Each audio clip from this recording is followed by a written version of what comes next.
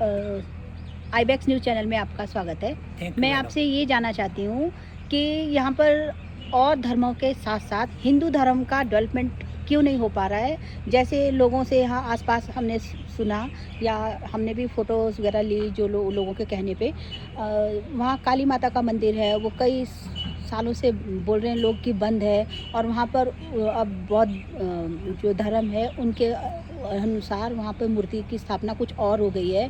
नीचे वहीं साथ में हनुमान का मंदिर है, उस पे भी लोग सुबह शाम पूजा आरती वगैरह नहीं कर पाते हैं, ना जा सकते हैं। तो वहाँ पर वो कई बारी वो मैक्सिमम लोग कहते हैं कि वहाँ ताला बंद हो रहता है। आप यहाँ के प्रतिनिधि चुने गए हैं, आप क्या समझते हो कि आपको किस तरह से लोगों की भावनाओं को साबित करना है कि हाँ, मैडम, ये पहले तो मैं आपका धन्यवाद करता हूँ। आपने एक बहुत ही हिंदू धर्म से संबंध रखने वाला प्रश्न उठाया। शायद हमसे पहले जो लोग रहे होंगे उन्होंने प्रश्न उठाए कि नहीं, लेकिन आपने जो बात उठाई, यहाँ हमारे एक साल में एक बार प्रोग्राम होता है। उस दिन उस मंदिर को खुलवाया जाता है और विधिवत रूप से वहाँ पूजा अर्चना की जाती है नवरात्रों के समय में। जहाँ तक प्रतिदिन का प्रश्न है, ऐसा अभी तक वहाँ हो नहीं पाया है।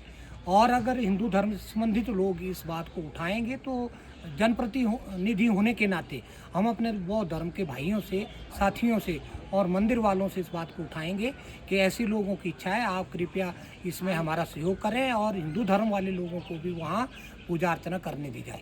ठीक है। एक आपके यहाँ पर एक हिंदू धर्म के साथ ही ऊपर एक शिव मंदिर है। शिव मंदिर वहाँ पर एक धारणा थी कि जब कभी बहुत गर्मी तपती थी तो लोग वहाँ पानी उड़ेलते थे शिव पिंडी पे और फिर वो झील में पानी पहुँचता था। तो मतलब यहाँ कम से कम 8-10 गाँव है जो जिनके आस्था का केंद्र वो रहा है। आज वो अपने विकास के लिए तरस रहा है, उसका जीर्णोद्धार नहीं है। शिव जो नंदी बैल है वो भी अब खंडित मूर्ति हो गई है और जो वहाँ मेन पिंडी है उनके भी वहाँ पर नहीं है और दूसरे धर्म वाले लोग अब वहाँ पर बोलते हैं कि ये हमारे धर्म की उत्पत्ति यहाँ से हुई है, ये हमारा मेन उद्गम स्थान है। ऐसे में वो भी अपना आकर्षण खो रहा है। आप किस तरह से इसको मेन धारणा में लाओगे? मैडम, यहाँ 3 धर्मों का स्थान है और ये जो हिंदू धर्म की बात है, ये जो शिव मंदिर की आप बात कर रहे हैं, जब इन मंदिरों का बंटवारा हुआ तो जो यहाँ के महंत थे और जो आज भी हैं, वो उसके पुजारी भी हैं। वहाँ से जो भी श्रद्धा के रूप में पैसा अर्जित होता है वो भी वही लेते हैं और उसका रखरखाव भी वही करते हैं। लेकिन सरकार के समक्ष शायद पहले बात नहीं उठी होगी कि इसका जीर्णोद्धार किया जाए। तो आपने इस बात में बात की, तो जब भी हमारा यहाँ पर मीटिंग होगी तो उसमें इस बात को रखेंगे। ये एक धार्मिक संस्था भी है यहाँ हिंदू धर्म की, वो भी इन मंदिरों के जीर्णोद्धार के लिए, और आप घाट भी देख रहे हैं, उन्होंने एक अच्छा काम किया है यहाँ।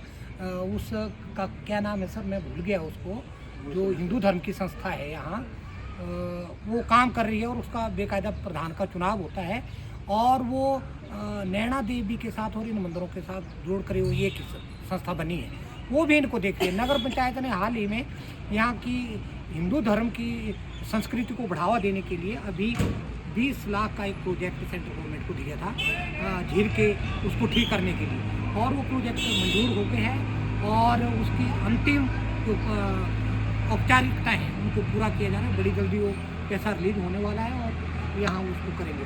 एक झील के अंदर पार्क बनाने की भी है हमारी पर्यटन की दृष्टि से आगे बढ़े, लेकिन उसमें ये वेटलैंड है और उससे सरकार वेटलैंड्स, हाँ, तो अगर परमिशन मिली तो उस दृष्टि से भी इसको सैलानियों की दृष्टि से विकसित करने के लिए नगर पंचायत प्रयासरत है। और यहाँ पर जो चिड़ियाघर है उसके भी बुरे हाल है।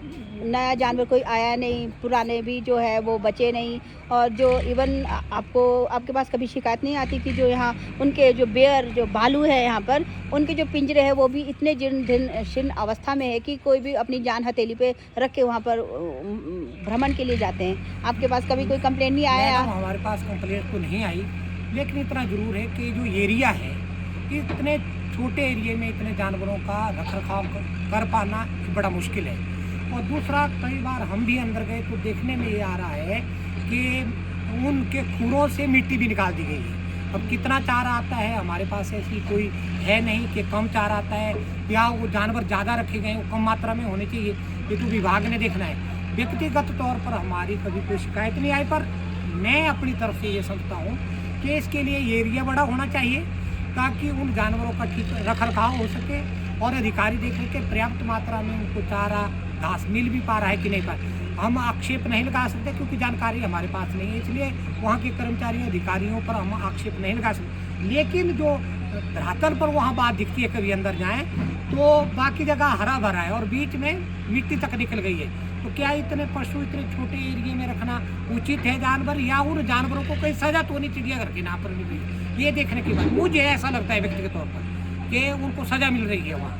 जी कम मात्रा में हो, हर प्रजाति का एक एक पशु या पक्षी हो, तब उनका रखरखाव भी वो लोग भी ठीक ढंग से कर सकते हैं, क्योंकि एरिया छोटा है। जब उनको खुले में छोड़ते हैं तो मेरे को लगता है बड़ी ठीक व्यवस्था वहाँ रह नहीं पाती, प्रयास करने के बावजूद भी उस विभाग के। ठीक है। तो हम सरकार से तो ये चाहेंगे कि या तो इस क्षेत्र को और बड़ा किया जाए और अच्छी व्यवस्था ऐसा ना समझे हमारी बात का कि इसको उठाया जाए, बल्कि इसको विकसित किया जाए और यहाँ सुविधा दी जाए, एरिया को बढ़ाया जाए। तो पर्यटन की दृष्टि से यहाँ के जो दुकानदार हैं, होटल का काम करने वाले, उनको भी फायदा होगा, सैलानियों को भी अच्छा लगेगा।